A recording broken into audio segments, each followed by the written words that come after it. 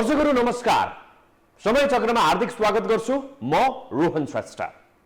ओली सरकार ढल्यो, शेरबहादुर देउवाको नयाँ सरकार बन्यो। यो समग्र घटनाक्रमको केन्द्रमा चाहिँ छन् माधव कुमार नेपाल। इतिहासले नेपाललाई कसरी मूल्याङ्कन गर्छ थाहा छैन, तर अहिले सरसर्ती हेर्दा नेता नेपालले आफ्नै पार्टीका आफ्नै अध्यक्ष प्रधानमन्त्री भएको बेला प्रतिपक्षी दलका नेताको पक्षमा हस्ताक्षर गरे।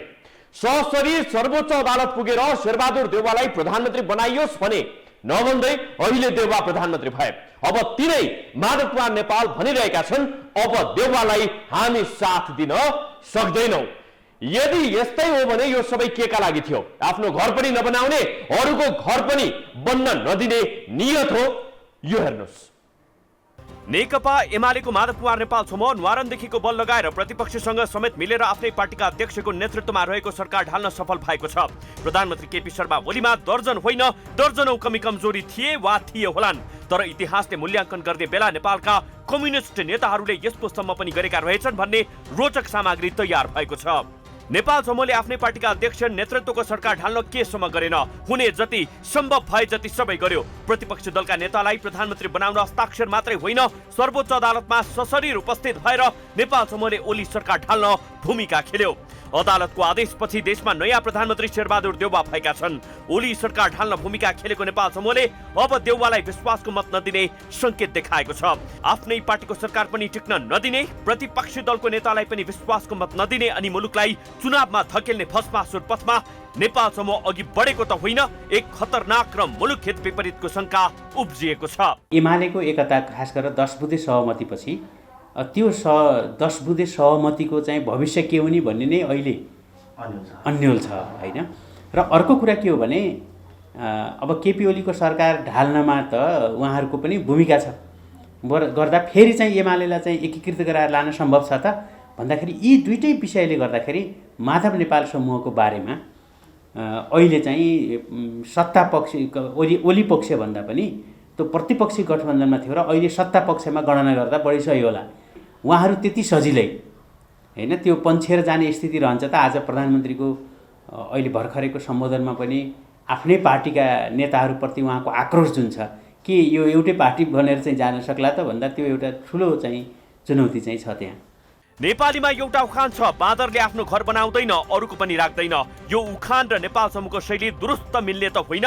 माधव नेपाल समूहले आफ्नो घर अर्थात् आफ्ना पार्टीका अध्यक्षले नेतृत्व गरेको सरकार राखेनन्। अब आफूले चाहे जस्तो सरकार बनाउने अवसर छ, तर त्यसो पनि नगर्ने अर्थात् आफ्नो सरकार पनि चल्न नदिने अनि अरूको सरकार बन्न नदिने मिसनमा माधव नेपाल समूह लागि परेको देखिँदैछ। सबैलाई थाहा भएकै कुरा हो, प्रधानमन्त्री शेरबहादुर देउवाले 30 दिनभित्र विश्वासको मत प्राप्त गर्न सकेनन् भने प्रतिनिधि सभा स्वतः विघटन हुन्छ।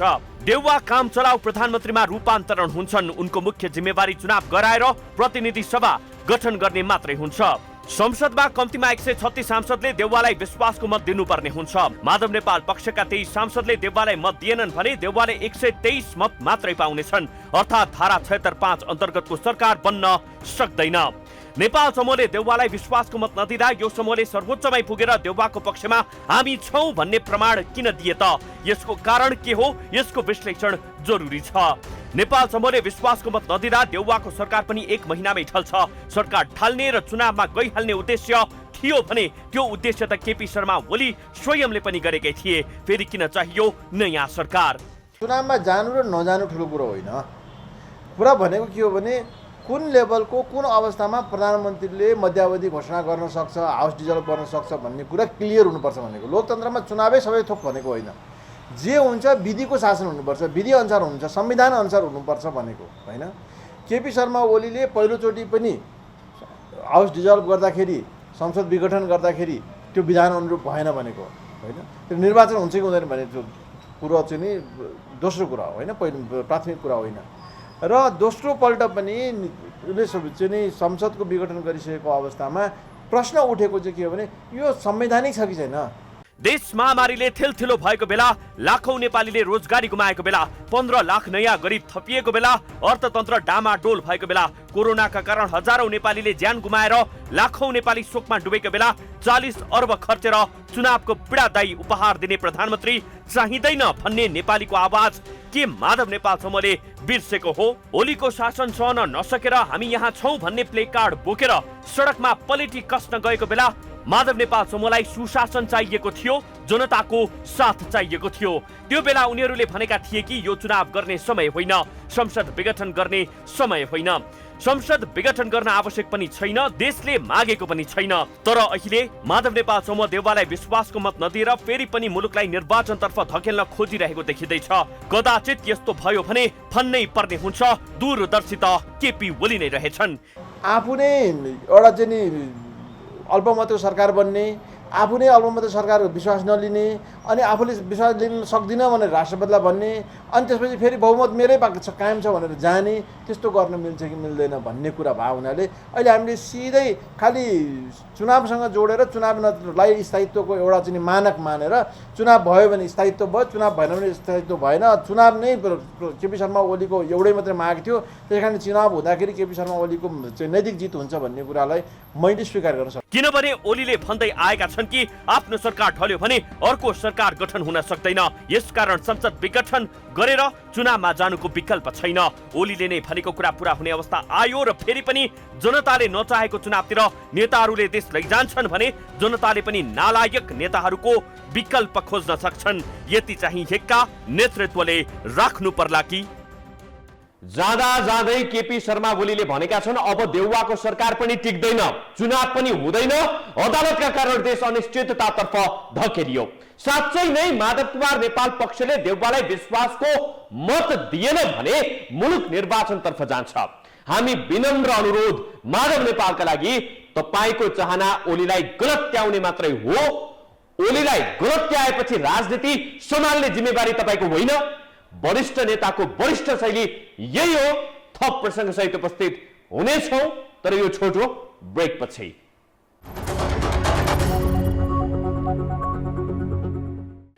शेरबहादुर देउवालाई विश्वासको मत दिनुपर्छ भनेर हामी कसैको पक्षमा वकालत गरिरहेका छैनौं। हाम्रो मत हो देश भताभुङ्ग भएको बेला चुनावको लन्ठा नगरियोस्, पहिले भत्केका बिग्रेकाको मर्मत गरियोस्, देश अलि ट्र्याकमा आउँदा चुनाव गर्ने बेला पनि हुन्छ, त्यही बेला चुनाव गरियोस्। प्रधानमन्त्रीका रूपमा ओलीले अलिअलि तलमाथि गरे पनि उनलाई सत्ताबाटै हटाउनु पर्छ भन्ने मत जानकारहरूले राखेका थिएनन्। उपचार अभावमा जनता सडकमै, घरकै बरन्डामा, अस्पतालकै गेटमा मरिरहँदा ओलीको ध्यान चुनावतिर गयो अनि जनता भन्न बाध्य भए हाम्रो शोकको घडीमा तिम्रो चुनावको बाजा बजाउन पाइँदैन।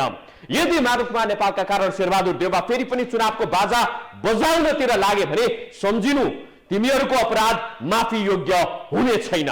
नयाँ प्रधानमन्त्री देउवाका लागि के हुन सक्छन् चुनौतीहरू, यो हेर्नुहोस्।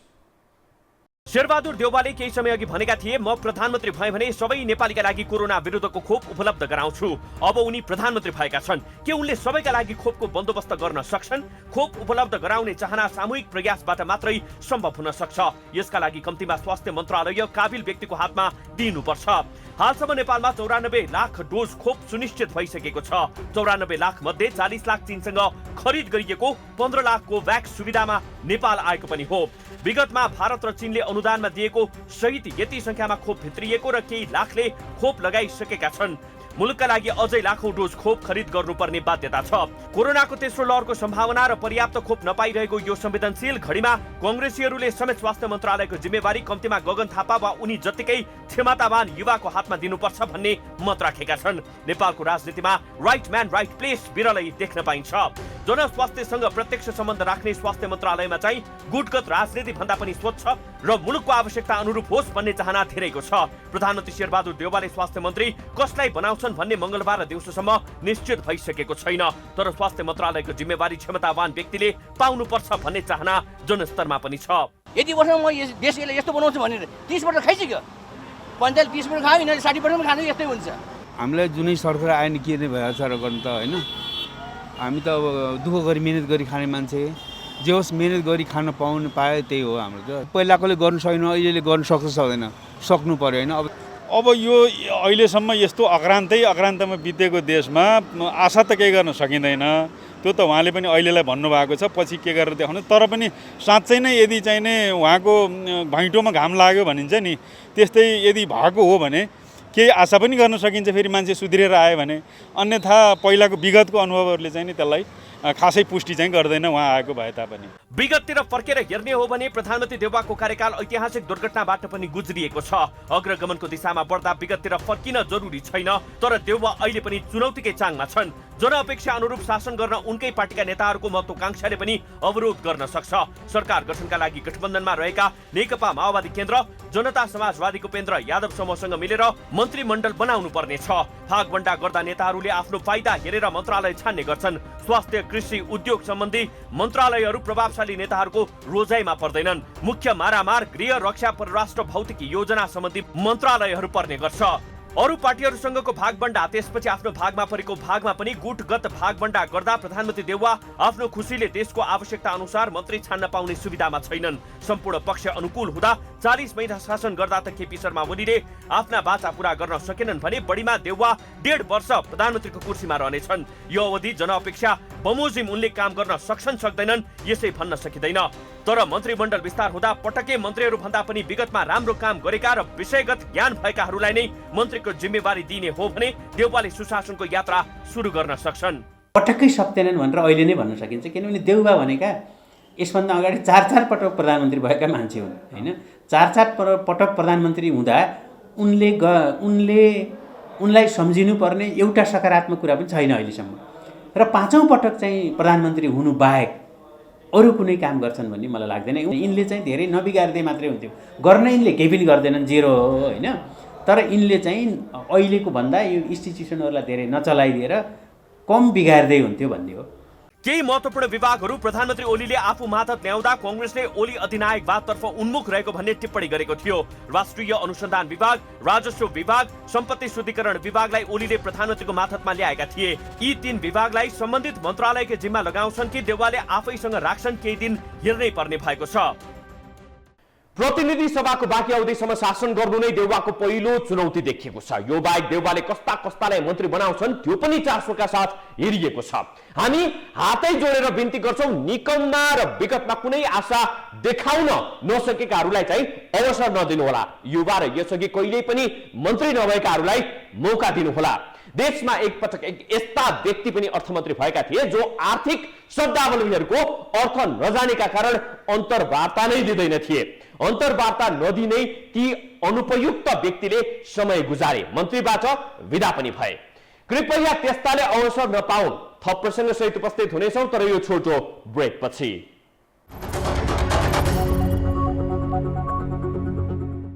केपी शर्मा ओलीले 40 महिना बालुवाटारमा गुजारे। त्यो 40 महिनामा आफ्नो चुनावी घोषणापत्र कति पटक हेरे होलान् थाहा छैन। दाबी नै गरेर भन्न सकिन्छ जनतासँग गरिएका बाचा पूरा गर्दै ओली अघि बढेका भए माधव नेपाल र प्रचण्डको विरोधले पानी पनि माग्दैन थियो। जनता नै वाक्क भएपछि ओली शासनमा विराम लाग्यो। माधव नेपाल र प्रचण्डको लोकप्रियताले होइन, ओलीको एकल काटे आत्मप्रशंसाले देउवाले अवसर पाए। यो हेर्नुहोस्। प्रधानमन्त्री पदबाट बिदा लिँदै गर्दा केपी शर्मा ओलीले आफ्नो कार्यकालमा भएका केही राम्रा कामहरूको वर्णन गरेका छन्। ओलीले गरेका दाबी केही आपसमा बाँझिने प्रकृतिका छन् भने केही यथार्थमा आधारित छन्। ओलीको आलोचनाका लागि दर्जनौं कारणहरू हुन सक्लान्, तर पृथकतावादी सोच अन्त्य गर्दै सीके राउतलाई राजनीतिको मूल धारमा ल्याउने कार्य, विप्लव समूहलाई शान्तिपूर्ण राजनीतिमा ल्याउने कार्य, चुच्चे नक्सा जारी गर्ने, रामको जन्मभूमिलाई धार्मिक पर्यटनको गन्तव्य बनाउने कार्य र हालको संविधान नै मान्दैनौ भनिरहेका तराई केन्द्रित राजनीतिक दलहरूलाई संविधान मान्ने अवस्थामा पुर्याउने कार्य जानेर वा नजानेर ओलीले गरे। प्रधानमन्त्री हुँदा ओलीले गरेका राम्रा कामहरू आधा दर्जन जति छन्। उनैबाट संरक्षित भ्रष्टाचारका 6 दर्जन जति काण्ड पनि छन्। 2/3 संसदको समर्थन सहित प्रधानमन्त्री बनेका ओलीले सामान्य बहुमत पनि प्राप्त गर्न नसकी आफ्नै पार्टीले समेत सहयोग नगरेका कारण सडकमा आइपुगेका छन्। प्रधानमन्त्रीको रूपमा ओलीले 3 वर्ष 4 महिना अर्थात् 40 महिना व्यतीत गरे। यो समयलाई ओलीले देश बदल्ने गरी उपयोग गर्न सक्थे। राम्रा काम गर्दै ओली अघि बढेका भए माधव कुमार नेपाल र प्रचण्ड जति उफ्रिए पनि ओलीको केही जाँदैन थियो। सुशासनलाई केन्द्रमा राखेर अघि बढ्दा माधव कुमार नेपाल र प्रचण्ड ओलीको व्यक्तित्व अगाडि धुलो पिठो बन्ने थिए। नेपालको इतिहास बुझेको, नेपालको संस्कार र संस्कृति बुझेको नेता कोही पनि छैन, आजको मितिमा पनि छैन। केपी ओली र अरू लिडर भन्दाखेरि यस्तो छ क्या नेपालमा, यस्तो यहाँ छन् केपी ओली। तर यसबीच कहिले दल फुटाउने अध्यादेश जारी गर्न लागे, कहिले संवैधानिक परिषदकै संरचनामा चलखेल गर्न लागे। गोकुल बास्कोटाको प्रशंसा, व्हाइट बडीमा विवादित मन्त्री रविन्द्र अधिकारीको संरक्षण, अख्तियारका राजनारायण पाठक विरुद्ध मौनता, चुनावी घोषणापत्रको अवमूल्यन, कोरोनाबारे पटक पटक भ्रामक दाबी प्रस्तुत, वैदेशिक ऋण दोब्बर, आर्थिक वृद्धि दर कहिले ऋणात्मक कहिले कमजोर हुन पुग्यो। फागुन 13 र असार 28 सहित 2 पटक सर्वोच्चले भन्यो प्रधानमन्त्री र राष्ट्रपतिको क्रियाकलाप असंवैधानिक छ। तर मङ्गलबार जाँदा जाँदै ओलीले भन्न भ्याए, मैले संविधानको रक्षा गर्ने काम गरेँ। म राजनीतिक बाहेक अराजनीतिक खालका हत्कण्डा जनता र जनप्रतिनिधि संस्थाहरूका बीचमा बाहेक अन्यत्रबाट कुनै अस्वस्थ गतिविधि, अस्वस्थ तरिकाबाट अनुचित हत्कण्डा प्रयोग गरेर अगाडि जान मलाई मन्जुर छैन। किनभने मैले लोकतन्त्रका लागि जीवन समर्पण गरेको छु। सर्वोच्च अदालत भनेको अन्तिम ठाउँ हो। सर्वोच्चले दिएको फैसला भन्दा माथि जाने ठाउँ हुँदैन। उसले जे भन्छ त्यही नै अन्तिम सत्य मानिन्छ, मान्नै पनि पर्छ। त्यही सर्वोच्चले प्रधानमन्त्री र राष्ट्रपतिको कार्यमा आफ्नो फैसला सुनाउँदै भनेको सार यस्तो छ। प्रधानमन्त्री र राष्ट्रपतिले संविधानको हुर्मत लिए। यी दुई जाली हुन्, झेली पनि हुन्। प्रधानमन्त्रीले लोकतान्त्रिक संस्कार पालना गरेनन्, सुशासनको प्रत्याभूति पनि भएन। असंसदीय परम्परा कायम गर्न खोजियो, स्वेच्छाचारी बढ्यो। जेठ 15 मा बजेट ल्याउनु पर्छ भन्ने थाहा हुँदाहुँदै हप्ता दिन अघि संसद भङ्ग गरेर धोकाधडी गर्ने काम पनि भयो। एमालेका 26, जनता समाजवादीका 12, नेकपा माओवादीका 49, कांग्रेसका 61 सांसदको हस्ताक्षरलाई राष्ट्रपतिले स्वीकार नगरी बदनियत राखिन्। ओलीको यात्रा निरङ्कुशतातर्फ थियो। यी आरोपहरू हाम्रा होइनन्, सर्वोच्च अदालतले बोलेका शब्दहरू हुन्। शब्दका सार हामीले प्रस्तुत गरिरहेका छौँ। अदालतले नै भनिरहेको छ कि प्रधानमन्त्री र राष्ट्रपतिबाट संविधानको हुर्मत लिने कार्य भएको छ। यति भएपछि राष्ट्रपति कुन नैतिकताका आधारमा तलब भत्ता पचाएर शीतल निवासमा बसिरहने होला त?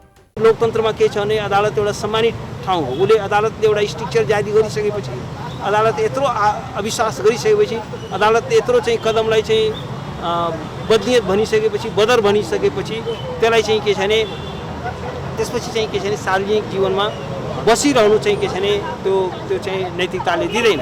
त्यस कारण के छ भने त्यसमा पनि राष्ट्रपति महोदयले पटक पटकलाई उहाँले चाहिँ के छ भने आफूलाई संविधानको रक्षक भन्दा पनि ओलीजीको चाहिँ एउटा इन्ट्रेस्टलाई प्रोटेक्ट गर्ने रूपमा आफूलाई प्रस्तुत गर्नु। सर्वोच्च अदालतले नै संविधान मिच्ने काम राष्ट्रपतिबाट भयो भनिसक्यो। यति भनेपछि पनि विद्यादेवी भण्डारीलाई संविधानको रक्षक कसरी मान्ने? हिजोका दिनसम्म प्रधानमन्त्री र राष्ट्रपतिले संविधान च्यात्ने काम गरे भन्ने आरोप लाग्ने गर्थ्यो।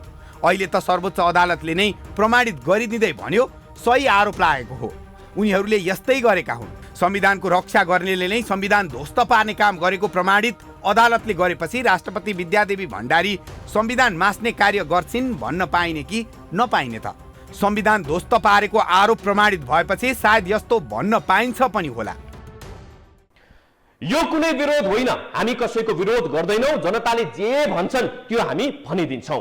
अदालतले फैसलाको पूर्ण पाठमा जे लेख्यो त्यसलाई हामीले सार संक्षेप प्रस्तुत गरेका छौं। सर्वोच्च अदालतले नै प्रधानमन्त्री केपी शर्मा ओली र राष्ट्रपति विद्यादेवी भण्डारीले यो देशमा खराब काम गरे भन्ने प्रमाणित गरिदियो त हामी के भनौं? अदालतले झुट बोल्यो भनौं?